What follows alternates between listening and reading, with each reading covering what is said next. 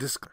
We are two regular guys who love to talk Bone Thugs and Harmony. We do not represent Bone Thugs or any Bone affiliate. We are also not Bone Thugs experts. The views and information you hear in this podcast may be based on personal opinion.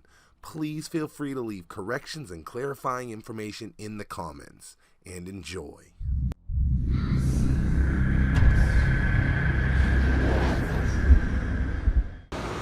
The Jetsons been here, nigga, since the 40s. Right. There was it's spirits that go inside you when you dream, and the visionaries put this shit on paper, and they're creating this shit, but it was already spirits going inside you, already designing the world that they want humans to come to, and that's the cyborg world.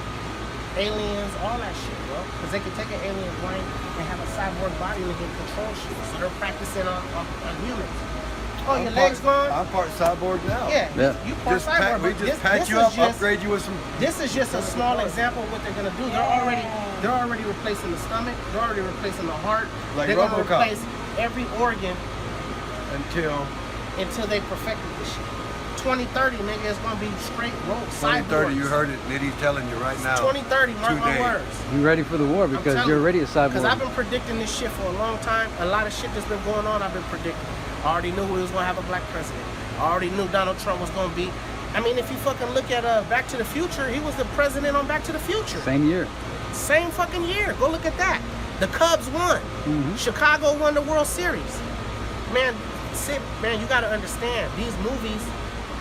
That's why I love dope videos like Bizzy Bone's doing. He's doing a movie-ish kind of video, a feel, because hip hop now, from 3 minutes, we need to go an hour. We need to tell a real story. Let's put our money behind a fucking mini movie with Bizzy Bone. Let him tell one of these stories and bring all this shit to life. Everything we've been talking about. Something that's gonna warn people. Because that's all they're supposed to do with their platforms anyway. Warn people. Some people do it, some people don't. Some people talk about drinking, fucking, having sex, selling drugs, for what? Clowning, putting all this money to their motherfucking ear, and you niggas ain't never did shit in no community.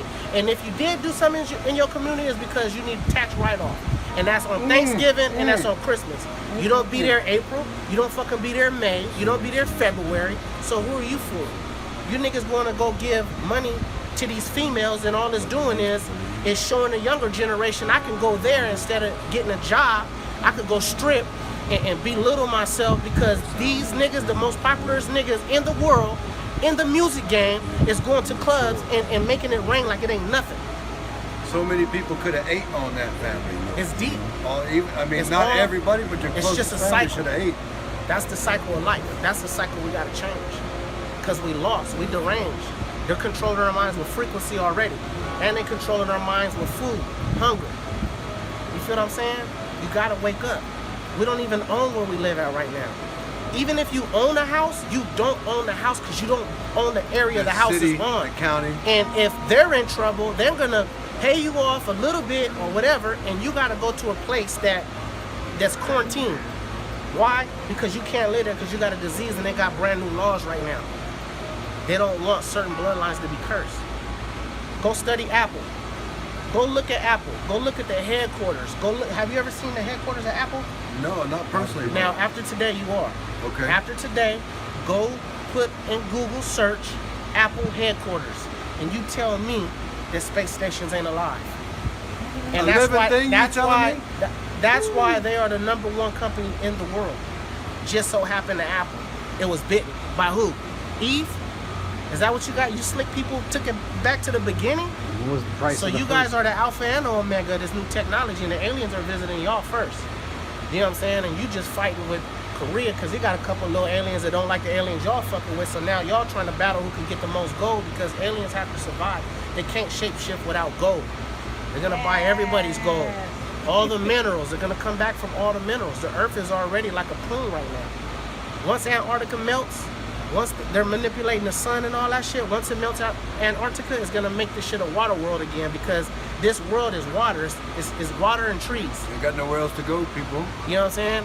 We came here, manipulated shit, had the sun come closer to Earth, dry the water, evaporate the water so we can build purposely to drill to get the minerals out, give it back to the aliens, but the whole time everybody on Earth is just slaves to the rhythm. Yeah. Ain't that some shit? I Ain't that don't some mean shit? to offend you, but reflective men usually find themselves removed from reality. And they say, you know, when you die, what the fuck is you crying for? Nigga, this your ticket out of this motherfucker. That's the time to rejoice. That's right? the blessing. When you die, you can be, oh, I'm not gonna sit up. No, I see you. Go up there and hold it down. Watch over us. Don't be scared. Don't be scared to die for what? They programmed you to scared to die. Because you don't want to leave all this behind. But what is all this? What is all this? It's a fucking computer. It's a matrix. All this shit is a fucking viral video game. And we are all fucking characters in this video game being controlled. That's just knowledge. Frank Nitty, gritty style. Be on the lookout for Young Blue. This little kid is the most advanced youngster you ever gonna hear on the West Coast. His name Young Blue, short for Blueprint. Go look him up. Or you can go to our website, Gritty Style Movement. We got a brand new movement. The Gritty Style Movement is gonna come in here and wake everybody up when they didn't expect it. Like how Noah, when he built the ark, he was not lying to nobody. That story repeats itself. The flood coming. It could be a viral flood. It could be a global shutdown, but it's coming. And if you ain't prepared, you're gonna drown. And shout out to all the harlots that didn't believe anything that I said. Go to the strip club or one of them car shows. Dress all skimpy and look for who got the most money, and you go sit by him and drink some Modelo's with him. We out.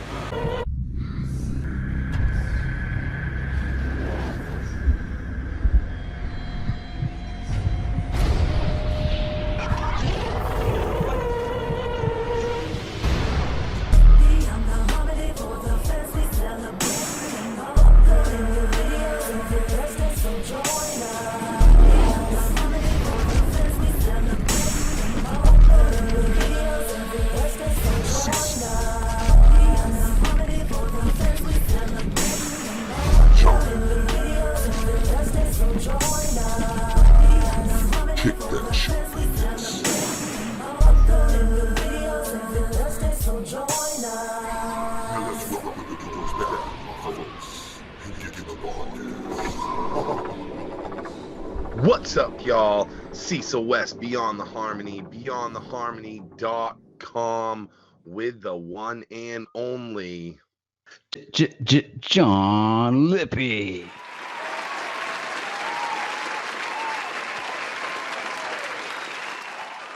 And we are back. It is that time, Thug Thursday, and I'm getting back into the flow. We took all that time off, Johnny's getting back into the flow of these Thug Thursdays, man. Yeah, man. This one, time just creeps up on us, and luckily things fall in our lap. Sometimes it's just heaven's movie for us. Yeah, it's a fact. That's a fact. Tonight, in just a few minutes here, we're going to have Frank Nitty on with us. I guess Frank and a few guests. Is that what's going on? We're switching things up tonight, J-Li.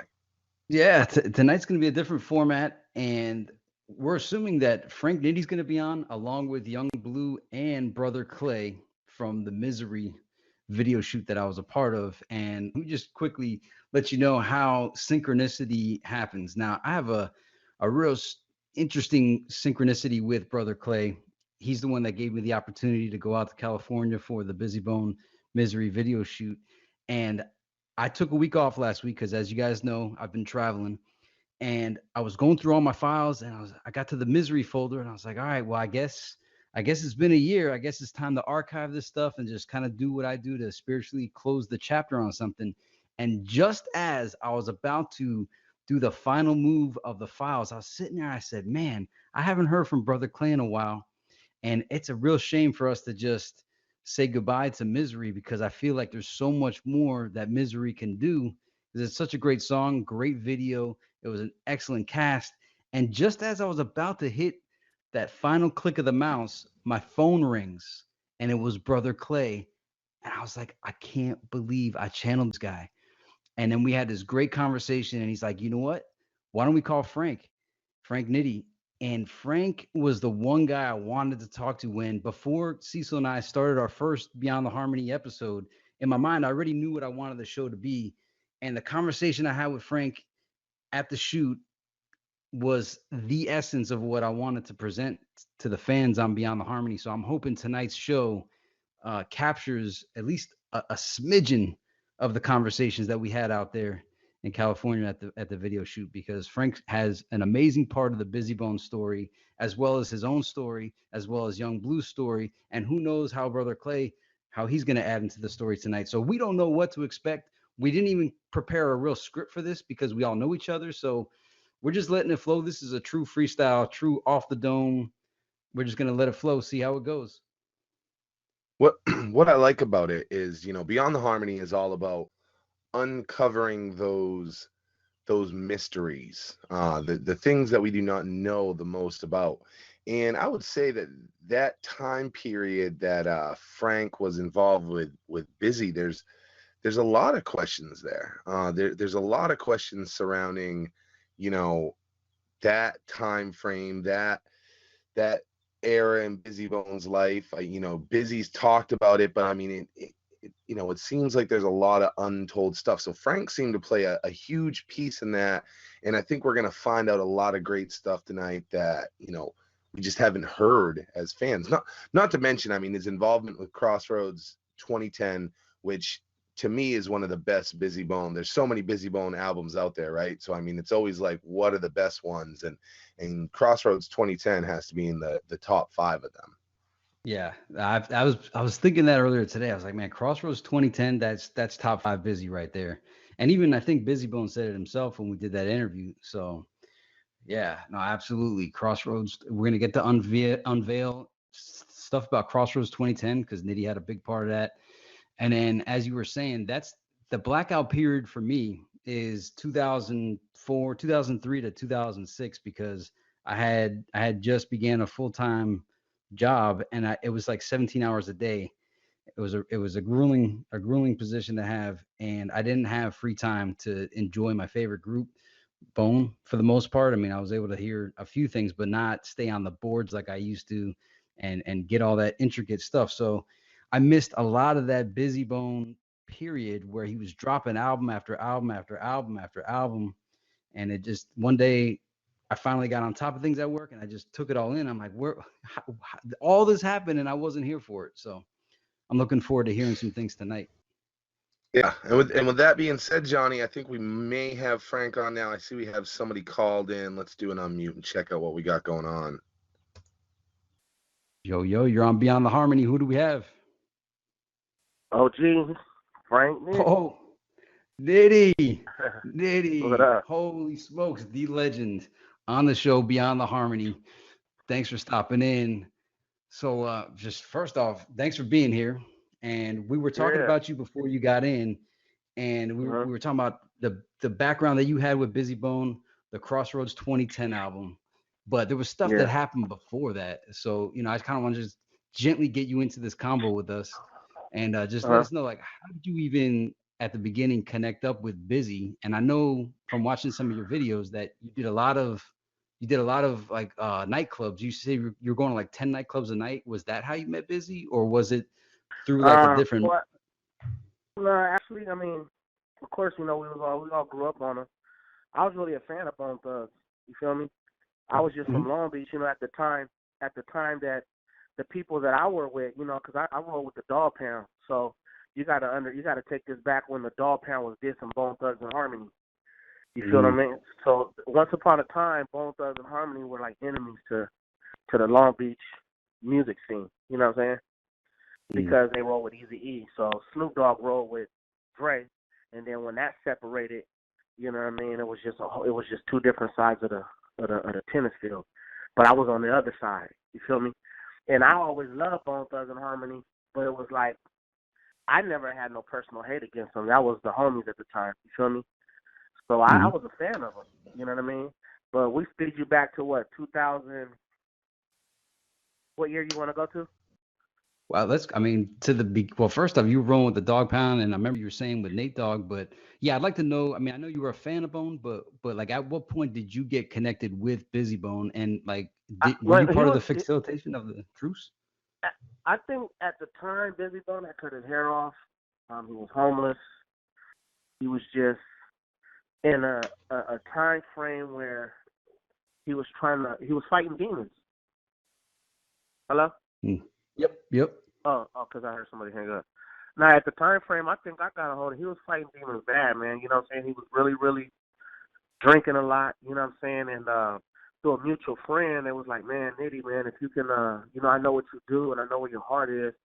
You got a good heart, man. If there's any way that you can help out Bizzy, you feel what I'm saying? Because he wasn't doing too good at the time.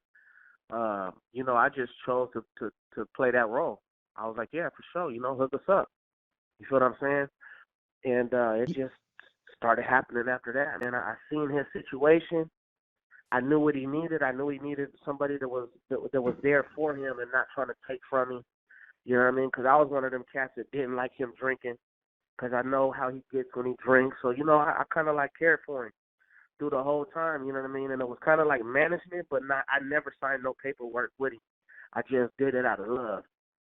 You know what I'm saying? Yeah, and did you ever get an idea on why he shaved his head? Was it just out of convenience for not being able to have like all the time hairdressers, or was there like a spiritual reason behind it? Or well, you got to understand when your hair is your tentacles to your brain. You feel me? A lot of people don't really understand the spiritual side of having hair. You know what I mean? Not only does it shade, you know, your pineal gland and your brain from the sun, you know, which is too close to earth, and you know what I'm saying, it can do damage to certain spirits. But I mean, Bizzy shaved it to start over. You feel what I'm saying? That's why when you go to jobs, they take your hair out and they can tell everything that you did through your hair. See, but they don't tell people these things. You feel what I'm saying? You cannot hide a drug test from when they pull your hair out. They already know everything that's went in your body. So sometimes spiritually, you got to cut your hair off to be reborn again. And that's kind of like where I caught Bizzy in those time frames. His hair was shaved. You know, he was out here on the West Coast walking around. I had heard before I had met with him that he was walking, you know what I'm saying, the streets. And, you know, people was tripping on him because, you know, he looked like a Mexican with his hair shaved. So, you know, it's a black and brown tension out here on the West Coast. You know what I'm saying? Southern California anyway. You know what I mean? So, you know, some people like, hey, Nitty, man, you know, Bizzy down here walking streets, man. You know what I'm saying? You might want to, you know what I'm saying? So I just started hearing all kind of different shit, man. And that shit hurted me, honestly. It really did. It hurted me. It really, really hurted me because I can listen to Bizzy's lyrics before I even start fucking with him. And I had already knew what kind of person he was. Because real people, that's why people really, really love Bizzy, because they can decode what he's talking about. And he's actually on a deeper level that a lot of people really don't understand him. That's why I always tell people he's the Michael Jackson of Bone Thugs and Harmony, to me. He's just on a whole different mind state of how he thinks. You feel me? Yeah, and I was trying to find out from some past guests, like where can fans go to learn, like if they're not in tune and adept to the way Bizzy speaks, because I did notice on a lot of his albums he speaks in code. And I'm like, half of it, I'm like, all right, I'm in tune with that, but then I'm like, I'm missing some information to be able to understand the rest. I mean, and I'm just on the quest to find out how to interpret some of that. Well, it's a timeline. You gotta go back. You gotta go back to the beginning and look where he came from. Remember how they was talking about the Ouija boards, and just look at his whole time frame. His whole time frame would tell you. It's just like kind of like reading the Bible or any other story in a book. You have to go from chapter 1. You can't start on chapter 17 and try to figure somebody out like that rap with Eazy-E and Biggie Smalls and Tupac Shakur. You can't start at chapter 15. You feel what I'm saying? You got to go back to the first chapter to really understand how he has evolved and who he is now, because a lot of people can say what they want, but he's one of the greatest rappers, period. You feel what I'm saying? He's one of the greatest, and he has rap with the greatest, and he outshined the greatest. You know what I mean? He outshined Tupac. He outshined Biggie Smalls. He killed Jay-Z on a battle. You feel what I'm saying? Did Clay just kick in? Is that Clay? No, I was actually going to jump in and ask, you know, Nitty, when you first were hooking up with him, because you said, hey, you know, I was connected to the Dogg Pound, you know, it sounds like you didn't have like a huge relationship with Bizzy or any at that point when you kind of had to step in and help him out. What was that like, you know, for you to try to have to, I guess, earn that trust? Because he was in a dark place. That might have been the darkest place we've ever seen Bizzy in. Like, was it hard to earn that trust and get him to trust in Nitti, or did he jump right in with you? I think he jumped right in. You feel me? Because at that time I was making the money and I didn't ask for no money. I didn't ask for my percentage, none of that. You feel what I'm saying? You know what I'm saying? I was like, nah, you need to get on your feet first. And sometimes that means a lot to an artist. You know what I mean? It means a lot. Yeah. You know what I mean? And on top of that, you know, when he, would drink a lot, it was just the conversations we would have. I think he could feel the energy. You could feel the energy with any person that you're around. And I be around a lot of these rappers, and believe me, when I first meet them, if their energy is off, I already know how to maneuverate around them. So the energy was always on with us. You know what I'm saying? And I was always showing him, like, okay, I got this album done. Somebody want to buy a whole album. We're going to sell it to them. I got another one like that. I got another one like that. So I got like 4 or 5 records lined up for him. You know what I'm saying? I got the book deal. I got this. I just kept constantly moving to show him that, nigga, this is love right here. You feel me? You know, it's just a conversation that we had. You know what I'm saying? And the man is just, at that time, I understood how to read spirits and I understood how to be patient. You know what I mean? Because, me learning him at that time, it was kind of hard for me, too. You feel me? Because there's a lot of shit that, on some deep shit, I was like, whoa. Like, oh, shit. Like, oh, man, one of these. And I would always ask, like, oh, God, okay. Okay, this is what you want me to do? All right, cool. Because I had to take it spiritual. You feel what I'm saying? Because I didn't understand.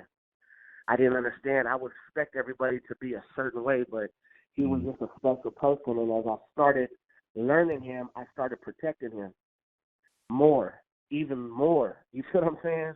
And when people would laugh or whatever, and then I'd be like, hey, homie, y'all got to get up out the studio. Yeah, y'all shouldn't even been here anyway. Who invited you guys? No, can't nobody film this live. Everybody turn their phones off. You know what I mean? I just had that care because I know when he's drunk, people would laugh and they'd be like, oh, look at Bizzy Bone. He's looking like he's touching the sky. And what the hell is he doing, man? He tried to hug me and, you know what I'm saying, weird shit, and was going on. I was like, you know what? You probably ain't even supposed to be here, bro. So let's just, you know what I'm saying? And then, That's a rarity. It's a rarity in today's industry to hear someone say, we protected him versus it's so easy today for someone to pull out a cell phone and record those moments that may not be the best for their own come up. So to hear someone say, hey, we didn't do that. In fact, we protected it to make sure that shit didn't happen. That's a rarity. It would have probably been a lot crazier. It would have probably been a lot crazier because now we have social media now. You know what I mean? And a lot of things, once they get online, you can't take them off. You know what I'm saying? Yeah, I heard you mention, Frank, that you lined up, the album, after album, and we know at that time that Bizzy was putting out a lot of records, and it was that exact format independently through a lot of people that wanted to release their own Bizzy Bone record. Where did that kind of idea come from? Was that something that you presented to him, like you can put a lot of records out, or where did that come from to do so many records like that? Well, at that time, Bizzy was in a time frame where if he wasn't dealing with the child support situation, they was damn near going to lock him up. Now, you got to think about, when you're an artist, you're either doing shows, which we like shows up, you get your little 4 or 5 G's depending on your what kind of stocks you got. That's what they say in the stock market. Oh, he ain't cracking. I ain't paying him $15,000, $20,000. I got $5,000 for him though. So we was just basically taking what we can to put on that child support so they don't lock him up, so we can continue the legacy. You feel what I'm saying? And at that time, people was like, nigga, how much would it be if I just do an independent album with? You know what I mean? And me, I'm always gonna say, hey man, you got to shoot nigga $200,000-$300,000. So when I bring it back to the table with B, I'm like, hey B, I got this person on the line, man, and they want to do a record. And they be like, oh, what are you working with? And then I tell them the numbers, and they be like, man, I'm doing this shit for hip hop. Let's do it. Line it up, Nitti. And I'm like, are you sure? I think we should get more. But Bizzy, so one thing I do love about him is the man loves to rap. Mm-hmm. He doesn't care. Because the same thing he told me, Nitti, line it up.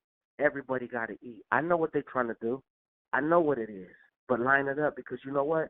They may have kids. They may be going through something. Me helping them may help out something going on in their life. I'm here on earth to put out testimonies. You know what I mean? And these are the deep conversations that would take place. And so, you know, I make the call like, okay, cool. Fuck it. Talk to him, hey, you know what I'm saying? Set it up, make sure it's right, make sure the money's straight. You know, and I did all that, make sure you had the production, the studio, everything paid for. We would go in the studio and zone off and just knock the shit out. You know what I mean? So it was fun. It was learning. It was learning fun, and just seeing him working. I think at that time, because I seen that he just started coming over the hill a little bit more and more. Yeah. And the more I feel like I can be next to him, the more I can just rub my energy off on him and my vision and to protect him away from the demons. You know what I mean? Because demons will try to come around, give him some drink. You know what I'm saying? There's a few times people don't know, man, I had to really hem people up. Like, stop coming to the studio bringing liquor. You know what I'm saying? That's not what you're going to do, period. You're not going to do that. So when you come here and you want to enjoy the show, you're going to put your phone down. You're not going to record none of this shit. And I'm talking to street niggas, disreptables. You feel what I'm saying? And I had to play that role. While Bizzy's in the booth, see, one thing people don't know, Bizzy would stay in the booth for 8 hours. He could do a whole album in one day. I actually have footage of him in the studio for 8 hours straight. Yeah, the guy is, you know, we talk about it a lot on this show. He is next level as far as just who he is, and you know it when you're in his presence. You know, of course, John's been able to spend some time around Bizzy and you guys. I've done a few songs with Bizzy Bone and a few shows with him, and you know, it's the energy that you immediately feel when you're in the room with this guy. You can tell that you're not with the average person. This is someone special. You're going to be part of something special. And I think about the amount of energy that he throws off in a positive light. And it's made me think a lot of the time of this time frame where you were involved, Nitti, because I know he wasn't at his most positive. And I can only imagine that as much good energy that he can give off, if he's in a bad place, he can probably give off the equal. What was it like to have to just shift him back into that, you know, that positive place? Because we look at Bizzy Bone now, and he's a completely different man. He is the most positive, not drinking. I mean, this guy's killing it. He shook those spirits that was trying to bring him down. So okay, let me give you an example. What you doing? Who are you? No, I'm Bizzy Bone. And I'm pretty sure if you're a Bizzy Bone fan, you done heard him do interviews like that. That's not Bizzy Bone. And it goes deeper than the rap game. People don't understand the portals of music, of frequencies. You know what I'm saying? There were spirits always chasing Bizzy Bone because he has a frequency inside his vocal tone that can possibly change the world if he's around the right disciples, meaning the right energy, the right spirit. If he can get around those people, and not taking anything from anybody that he's around now, but I'm talking about the visionaries. You see what I'm saying? When he gets around those people, he can do shit that Michael Jackson can do. He's on that level. He's a Michael Jackson. He's a Michael Jackson of hip-hop, but his frequencies have to be used how he was blessed for them, and he knows it now. He has a baby. He's shining. He glows now. He doesn't have this, you know what I'm saying? It's just different now. But then he was really fighting for his life, and people didn't see that shit. They didn't know that alcohol was killing this man. I had to sit back and watch this and think like, damn, you know, there'll be a time he'll because he like Crown Royal. He'll be like, I need some Crown Royal. You know, I need Crown Royal.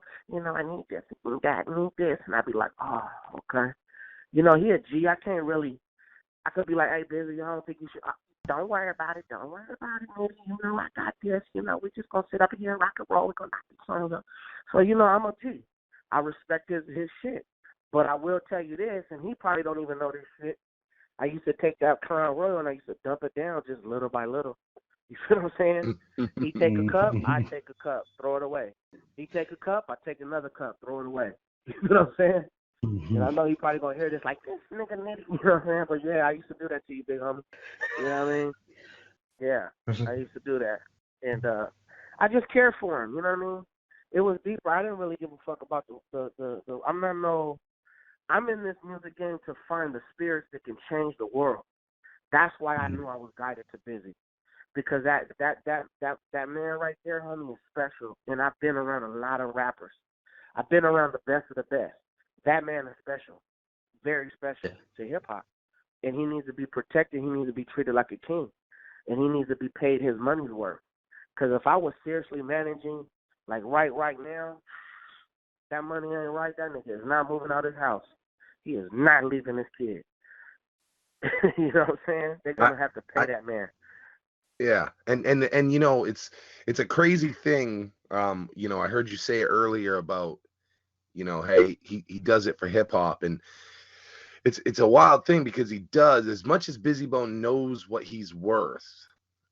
You know, I know for a fact that he's taken less than a lot of the Bone members just to make some shit happen because he believes in it. I know that when we did our second song with him, he was completely just like, you know, take care of them. I was working with his management, and he was like, take care of them. We've done shows, we've done songs. I rock with them guys. You know, make sure you take care of them. And he cares about the music. And that's a lot of guys care about the check and getting that feature done, but you can tell that he cares about it all. And he wants to see it do well. If Bizzy does a verse for you or an album or whatever it is, he wants it to do well. He's disappointed when he does a record, especially if the production is right. See, that's one thing I tell these underground artists. Listen, you may not have that much money, and he will accept your money, but man, make sure the production's right. Make sure it's mixed and mastered. Make sure you have a plan after this. Don't just put this shit out. Oh, I got some shit with Bizzy. He did a cheap ass feature. Don't look at it like that, because if you really think about it, you're blessed, homie, and for him to even do that for you, you know what I mean? Because he loves hip-hop, man. He really loves hip-hop. Don't go out there and put that shit out and it's not fucking mixed. Because you want to rush and get a couple views and a few followers and shit from his fan base. Don't do that shit. You know what I'm saying? There's too much of that already out there. You know? Now tell me, I know at this time you said, hey, you know, we're lining Bizzy up, we're helping him do, you know, records, but at what point did it evolve into you working with him on Crossroads 2010? Because that is a big piece of the story.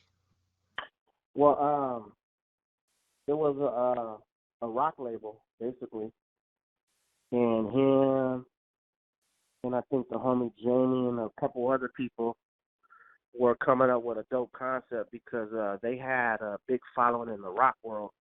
You know what I mean? And it was like, well, what if we did a rock record with Bizzy?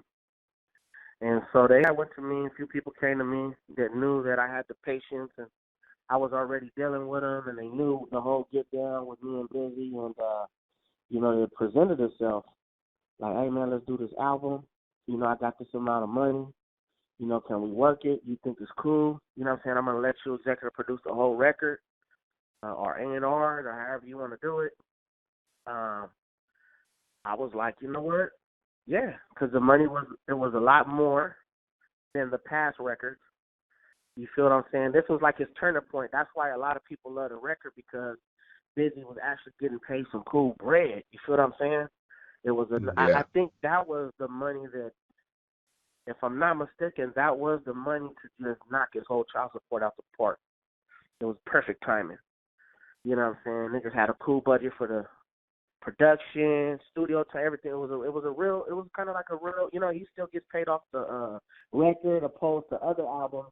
They would just buy Bizzy out and really not put their all into it. Don't let you get involved no more after they got the shit that they wanted.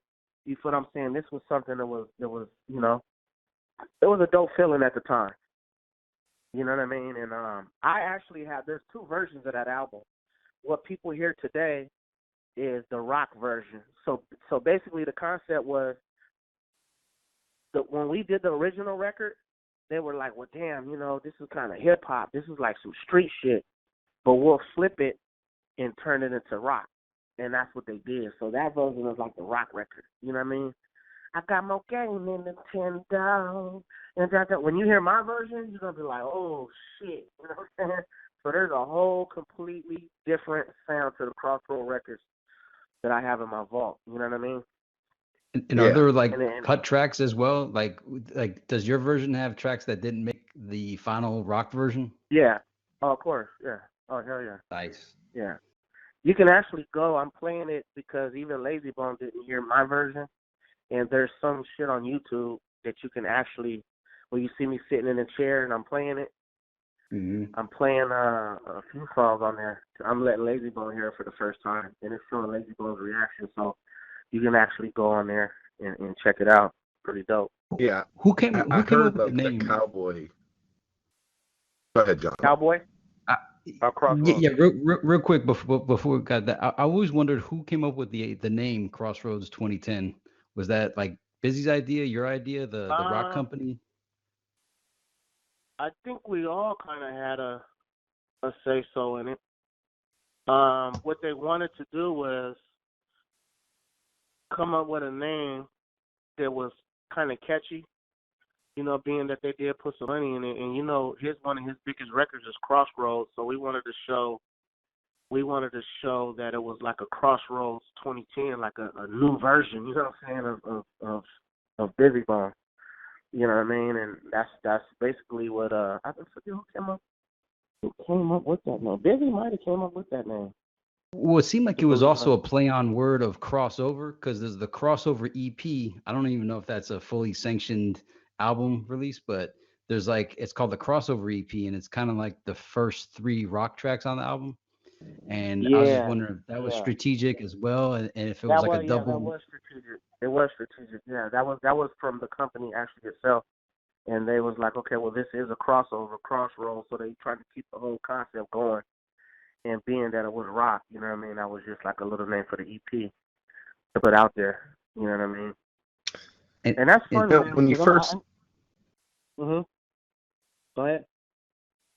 I was going to say that when you first did this, you were talking about, you know, how much different your version is from the rock one.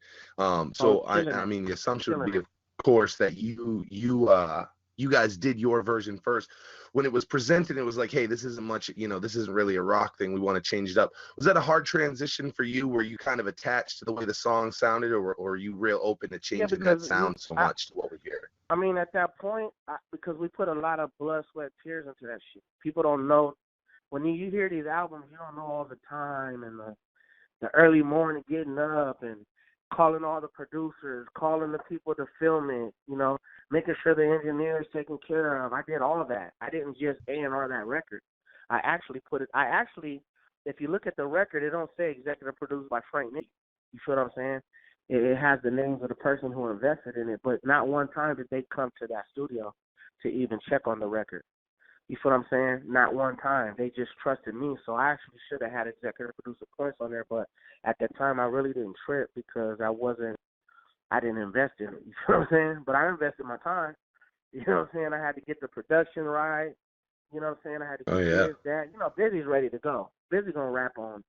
As long as you can get everything organized, you get the beat, you get this, you get some media, you know that, make sure this and that. You got to make sure the whole energy's right. Burn sage, light an incense, you know what I'm saying? Make sure no smoking at a certain time because Bizzy wasn't smoking at that time.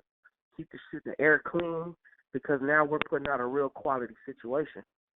You know what I mean? Was that recorded at the Gritty Arc studio, or was it recorded somewhere else? That was this studio was recorded. I basically ran the studio. This is before I got the Gritty Arc because what happened was the studio we was in, it was in Upland, California, and it was a new studio. It was a nice studio. I ended up meeting some people, you know, and me speaking how I speak and let them know that I was connected. You know, that I can help turn the studio around because at the time nobody knew about it, and that's when I started doing the Bizzy albums there. So I did, I think, a total of, 6-7 records with Bizzy Bone there that we ended up selling to different independent companies and shit like that, just to keep them going. And that was like a work spot. You know what I mean? You know, the experience I got from running that studio, you know what I'm saying? I was like, you know what? I'm going to do my own. You know what I mean? Because I got tired of seeing the Sodom and Gomorrah lifestyle. You feel what I'm saying? Niggas would come in the first day with their wife, the next day they coming in with females. Niggas doing drugs, all this shit. I was like, man, nah. When I build my shit, ain't gonna be none of this shit. So that's how I ended up building my studio, which is called Gritty Art, the Gritty Art Studio in the Riverside. Well, what's crazy about what you said too about how you prepped the studio, I could vouch for that. I couldn't believe how everything was set up. Now, again, I don't know what all was taking place during the day, but when we left that Easy E grave and we went to the dinner and then showed up, I didn't even know where we were going. We showed up at your studio and you had everything, absolutely everything all set in place. That Bizzy like literally walked in, went in the booth. You guys had the beat ready, kicked it, and he just started busting. And that was incredible how fluid everything just flowed. Well, he just walked straight in, straight to the booth. Okay, that's what we're doing. Okay, cool. That's the beat. All right, cool. Load it up. Let's go. Let's get it in. We're going to do some interviews and, you know what I'm saying, Clay, you know, boom, boom, blah, blah, blah. And boom, you know what I'm saying? I already know how he was. I already know how this shit was. That's why I told people before he comes, Bizzy's fast paced. He is just about business. He wants to get in, he wants to get out. You know what I'm saying? If your energy's cool, he's going to cool and chill out. If not, he's going to pack it up and go. On to the next spot. Ain't nothing else done? Okay, cool. I'm going to go home and then rest. That's just how he is. You know what I'm saying? But it came out to be cool because, you know, he's ended up doing a long-ass freestyle. You know what I'm saying? A long-ass verse and gave us extra more than what it was. You know what I'm saying? Always. He did that with our song as well. I think our first one we paid for a hook and he sent us so much more to work with and it was that same, you know, good luck, fellas. Do what you can with this. And we ended up doing we ended up doing it with him live and I've told this story a couple times on here, Frank, but I'm gonna tell you because I think you'll be able to relate to it. And we brought him out for an event and it was after we did the song with him and you know, I'd agreed with his management at the time to, hey, can we do it live? And he's like, yeah, do it live. He was transitioning away from Rick at that time. So he had been, so he was kind of transitioning away from Double R at that time. And I started the deal with him and it actually ended up, we ended up having to close it out with like Houdini Black. And who finished out the deal. So we bring him out, we got the song and I got him there and he's gonna do a set and I was like, hey, you're gonna do this song with us, you know, after, right? And he's like, oh man, you know, he's like, I don't really learn the songs like that. I do too many to learn them all. And I was like, I got my grandmother here to see this. Like she watched me grow up, you know, on you, like it would be everything. And he's like, all right. And I watch him and he's like, can you pull the song up for me? And I was looking for the song. I couldn't pull the song up. And I watched Bizzy channel in his mind. And it was like he rolled through a Rolodex in his mind. And I watched him just like humming and doing his thing. And it was like, boom, he just found the song. And as he's finding it, I'm finding it on my phone. He's like, nah. He's like, I'm good. I got you. And Bizzy just did his set. My team went on. We did ours. He walked around, crushed it like we'd done the song 100 times together. And one of the greatest moments of my life. You want me to tell you why? Let me tell you the key word why. Your grandmother. Yeah. That's the key word that opened up his channel to go in his folder because Bizzy has folders in his head. That's why I say he is the Michael Jackson of this shit because he's not like your average MC. Now, an average motherfucker would have been lazy about that situation. But you said grandmother. And you expressed to him how much that would mean to me. I got my grandmother here, Bizzy. Oh, my God. Please, like he felt your soul crying to him without crying. And he's so in tune that he felt how you felt. And he was like, fuck this shit. Let me go back. If I wrote this shit, I have it in my head. I just need to zone out, take some time, and find it in my brain. And that's what he did. That's how. Oh, facts. That's all. That's miraculous type shit. You feel what I'm saying? That's the shit I'm talking about. That's why I say Bizzy's one of the greatest. Do this shit. He's one of the greatest, bro. Go ahead, Johnny. I'm just wondering also because Crossroads 2010 was obviously in 2010. There was the song for you, which I think came out around 07, if I'm correct, and it was a 3-album deal. Now, did all 3 albums happen? Obviously, a song for you happened, but what about the other 2 because it seemed like it was with a major label. They got DMX and Twister on it, Yeah, and Jim they had Jones. a nice budget. They had a nice budget for that, and that's basically just what it was. You know what I'm saying? They had the same budget as everybody. I mean, they didn't have the same budget. They had a big budget, but just like everybody else, you know, they've seen opportunity. Bizzy's a real nice guy. Let's put this shit together and make it seem as real as possible. You know what I mean? And that's how that shit came out. What about because it was a 3-album deal? So did he drop 2 other albums part of the deal? Because that's the way I saw the press release. I don't know. Maybe the press release was incorrect, or maybe Nah, I mean, any idea you what only the other heard 2 one were? album. That was from Platinum, the Platinum company, right? I think so. Yeah.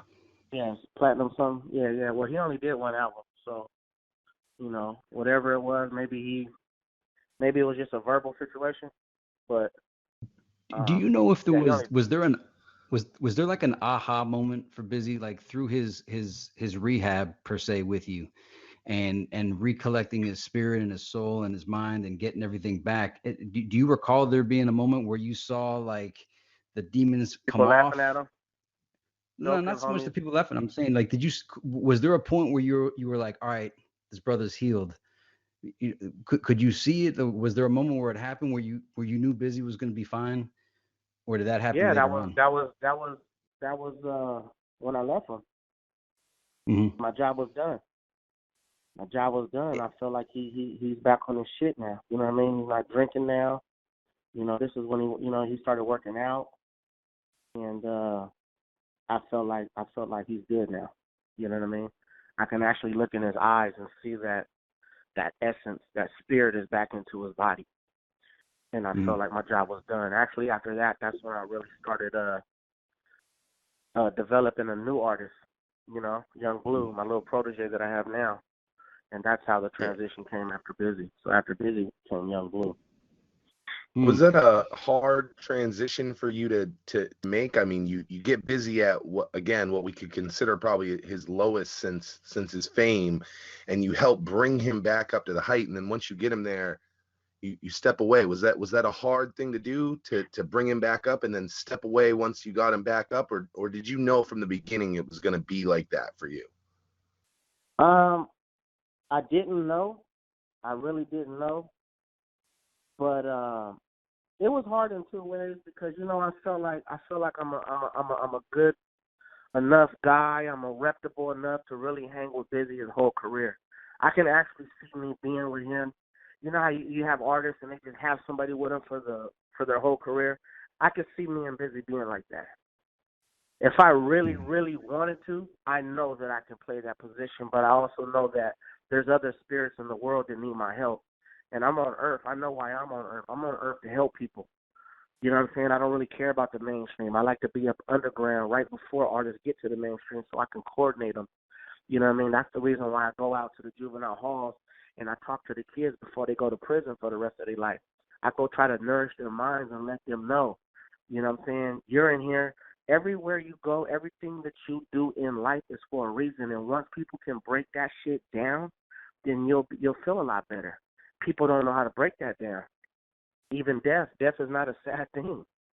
To leave this earth and go back to where you originally came from, nigga, that shit is spiritual. Why the hell is we crying? Crying for what? If anything, you should be crying because you're happy. Sometimes you could get so happy that you'll cry. You ever got so happy where you just cry? Oh, all the time. That's how we should feel when somebody leaves Earth, because you know what? They're closer to the spirit. They're closer to God. And if they really go up close to him and be like, hey, my homie's down on Earth, or, you know what I'm saying, my family, watch out for him. Man, that shit is spiritual. People, they're scared of it, though. They're scared of leaving all this. All this shit is a video game anyway. Shit is fake. All this shit is fake. It's fake. It's an illusion. The only thing that's not fake about this shit is the spirit. The people that's really in tune, like Bizzy, even in the rap game. Do you know that the devil runs the rap game? According to religion and all this shit, he runs this shit. He runs this shit. So when he looks at somebody trying to represent God and all that shit, and they coming in, he's like, I'm about to send that motherfucker through hell. Before he even thinks he's going to say some spiritual shit to these people that I'm controlling out here, he's going through hell. Straight up.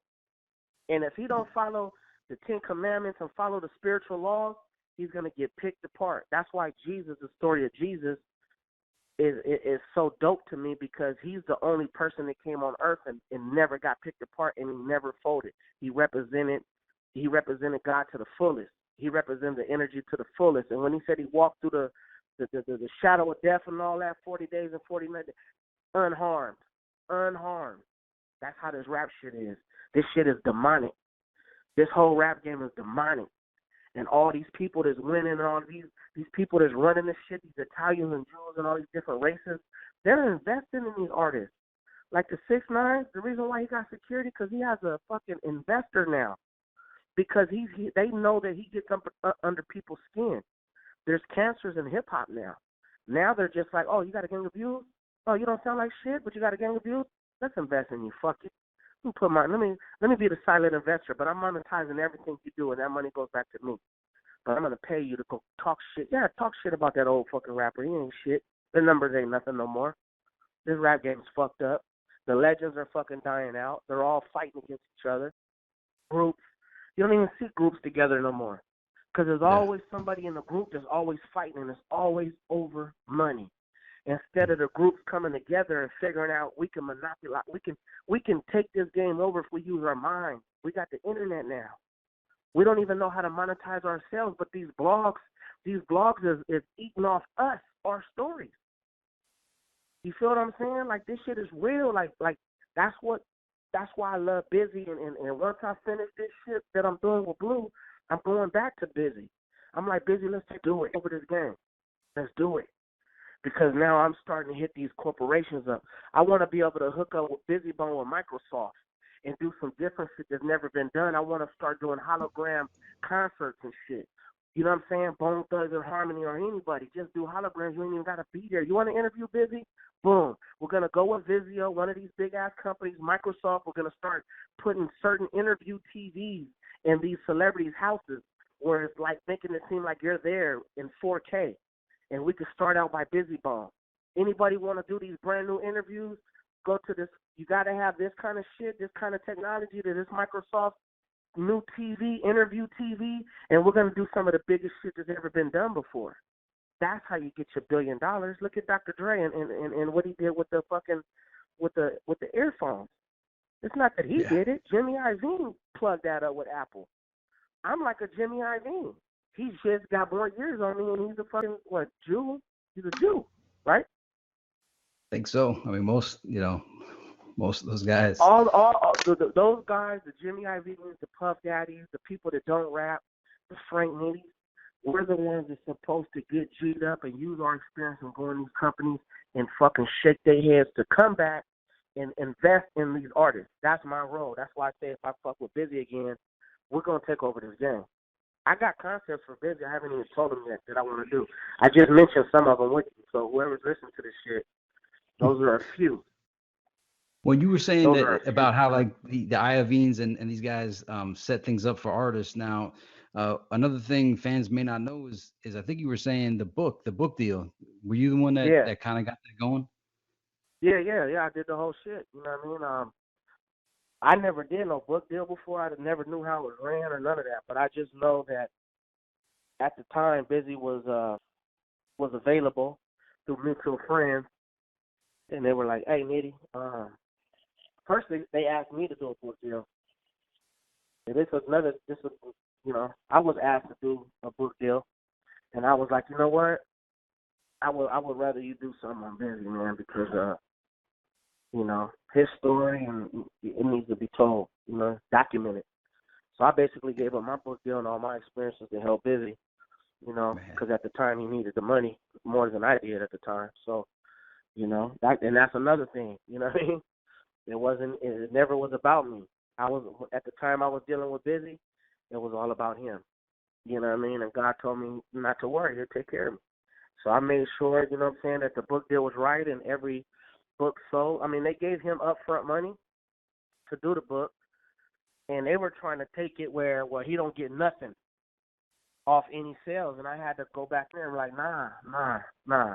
Chopped it up with Bizzy, like, Bizzy, look, I seen how you did the album. Now, me personally, if I would have did an album for as cheap as Bizzy did some of these records, I would have made sure I got a percentage of it and all that type shit. But a lot of times he didn't do that. He wasn't even tripping. But now that the book come a little bit later, I'm like, oh hell no, you're gonna get some money off these fucking books, period. So that's kind of like how we did it. So I actually got to check the numbers on that book. It's called Inside a Busy Mind, and they had the money, we needed it, we made it happen. They came, interviewed Bizzy Bone, he talked for like 8-something hours. They recorded it, and they turned it into a book form, and then that's how we get the book, Yeah, well, check because I just purchased the copy. It's a little bit of a delayed shipment. I was hoping to have it prior to you being on the show because I heard that the last chapter in the book had you. It was primarily about you. Yeah, the nitty gritty. So I had wanted to read that prior to having you on, but the shipment didn't arrive in time, and all this just kind of came together real fast. So basically the nitty gritty chapter. I think it covered kind of like how you guys are covering me. You know what I mean? A lot of people know my name, and they didn't really know, the situation between me and Bizzy at the time. So, and I rarely even talk about it. You know what I'm saying? I just thought it was just God's work. So it wasn't something that I actually like praised. But when I really think about it, to some people and a lot of Bizzy fans, that was a big deal. You know what I mean? Like, nah, that's a fucking big deal. And you know what I mean? I'm just like, well, I guess, yeah, it was a big deal because it was. It was some crazy shit, you know what I'm saying? You probably gotta wait till I get my book to get the real shit, but nah. It's not too many rappers have books. I mean, I read the Dogfather, and I know like Jay-Z has his own book and a couple other rappers, but not that many. So it's kind of cool when hip hop books come out. And it's and dope. also I think we need to now that I know how it is to do some book shit, I got that experience. I would love for Bizzy to do an all-out one. You know what I'm saying? With a different writer. You know what I mean? A person that can really write and stretch a story into a chapter. You know what I'm saying? Instead of like, because you can read that book and you can know a lot, but it's not. It was just like they use big words to cover shit. You know what I'm saying? And not real in depth like it could have been. Were you guys happy with the overall final product? I mean, was Bizzy happy with it, or was it one of these situations where you were like, this book just didn't do what we thought? I wasn't happy with it. I wasn't happy with half the shit that we did with some of these companies because their intention was we're gonna make money off this motherfucker. They didn't put you want to make money, but you want to spend the less possible. You know what I'm saying? And I was mad because I feel like, man, don't try to come that Bizzy with no chump change, man, and put that shit out chump change. Man, go all out. You see what I'm saying? Get some investors involved. Get some sponsors. You know what I mean? Make this shit right. So I personally, I wasn't really too happy with a lot of the shit. I didn't like a lot of the mixing and mastering. You know what I'm saying? They would take original shit that we did and it sound fucking different when we hear it, the finished product. You know what I'm saying? And it's like, man, but it is what it was, Well, what do you think would have what do you think would have made the book better? I mean, was it just financial supporting that would have made it better, or is there something that was like missing from the book that actually would have made it a better product? I think just the questions asked. I think if I would have, somebody that was really, really in tune and knew Bizzy's history, and not just some fucking fans that don't even know half of the story. You know what I'm saying? I think, yeah. I think it would have been better if it would have just been a better person, because they were interviewing him, asking him questions, and he would answer only to what was being asked. So if you really, really got and really answered, had him speak some real shit, you know what I'm saying, ask him some real questions, I think it would have turned out different. You know what I'm saying? But it was, you can't sit him down for 8 hours, 2 hours a day, within a week, because that's how it was. It was like he would sit down 2 hours a day, whatever, and talk about his life, and then they sum all that up and then try to make a book out of it. So it just don't work like that when you're dealing with a person like Bizzy, you know? Absolutely. Well, and I was wondering if you were around for when he recorded the song "F the World," because that one's always stuck to me as probably like the darkest Bizzy Bone track, and I guess it came out on the Ruthless album, so that's around 2010. Were you there for the recording of that? Yeah, I'm trying to think. It's And like I'm a over crazy here. song. It's like "Rock the whole damn world, America and all," and he's got this real crazy sound effect on If it his was voice. around 2010, I most likely was there. If it was Okay. around that time frame, because that was in a time where God had our spirits connected at that time, and I was with him down there every day. Well, You know what I it mean? was on the Ruthless album, and the video appeared on the Mr. Ouija DVD, and I they gotta kind of listen seem to to go it. together. Okay, I gotta 'cause listen that to it because one, a lot of times, you know, they'll take songs that he already had. You feel what I'm saying? Or I don't really know if it was that situation or not. But sometimes Busy already have songs done, and you know they'll do something to keep something alive, and he'll slide them a song. So you know, it could have been an old song, but I Mhm. just gotta listen to it though. No problem. And No, I also this question I have here, I'm sure you've been asked this by everybody that visits your studio, but those are some amazing paintings or artwork on the wall of passed on legends and some living legends. Who Yeah. did that art? Because those are amazing paintings. That's my guy Zach. Basically, um, when I seen Zach's art, I had a concept. I was like, man, we need to do a portrait of all the legends, and if they're dead or alive, you know what I'm saying, I will personally go deliver it to them. And at that time, that's when Dr. Dre was doing the NWA album. So I was like, you know what, the first one we're gonna do is NWA. And if you go on my Instagram, scroll all the way to the bottom, you'll see a picture with Dr. Dre. So I basically went to Dr. Dre's studio and personally gave it to him. And when he seen it, he was like, "Oh my God!" And he had his runner send it to his new house. So it's actually hanging in his new house, which is the only wow. painting. You know what I mean? And yeah, man, it's just I just felt like once again I'm connected. You know what I mean? I'm kind of like the Puff Daddy of the West Coast. And if there's any kind of art, you don't have to be an artist.